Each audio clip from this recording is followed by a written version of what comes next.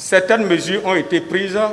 Il s'agit notamment de l'accueil et de l'hébergement des délégations participantes, leur mobilité à Cotonou, l'installation des standards de vaccination contre la COVID-19 et les mesures barrières à observer tout au long de cette rencontre.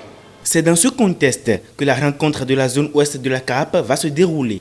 Après la Côte d'Ivoire et le Sénégal, c'est le Bénin à travers sa Fédération du sport pour tous qui accueille ces assises d'envergure régionale dont la mission s'inscrit dans un cadre bien défini. La Confédération africaine des randonnées pédestres et de bien-être pour tous, modestement, se veut au service du mouvement sportif africain, au service d'une Afrique vivante et en très bonne santé, au service d'une population productive capable de faire face à tous les défis de développement socio-économique.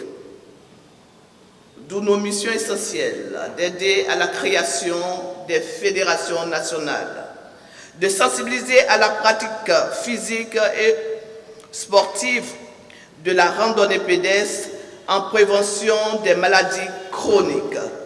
En un mot, de promouvoir dans nos pays la culture de l'activité physique régulière pour le bien-être et l'épanouissement des populations à travers des programmes sportifs simples et accessibles.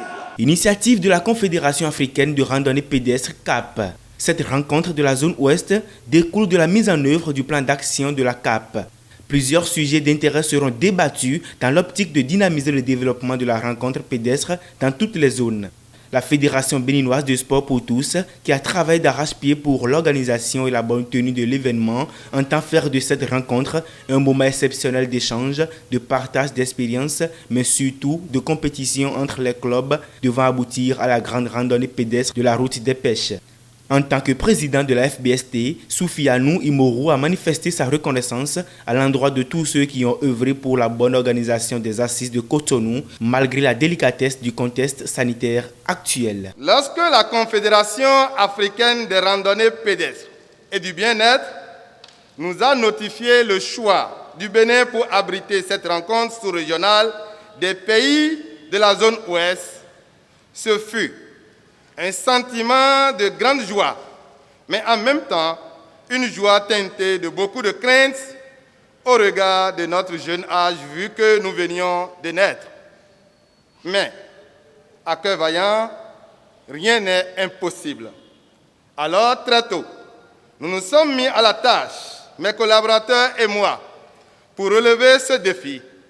Aujourd'hui, nous pouvons pousser un ouf de soulagement, même si nous n'avons pas la prétention d'avoir maîtrisé tous les aspects liés à une telle organisation.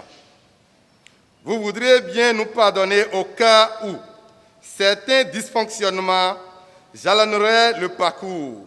Outre le fait de rendre visibles les actions des fédérations nationales et de sensibiliser les populations sur les bienfaits des activités physiques et sportives, les assises de Cotonou plancheront sur la concrétisation d'un projet d'organisation harmonisé d'un grand rassemblement de randonnées populaires nationales, sous-régionales, voire continentales. Les moniteurs recevront également des formations théoriques et pratiques. Les travaux seront clôturés par la grande randonnée pédestre populaire internationale de Fidros et Plage à Ouida.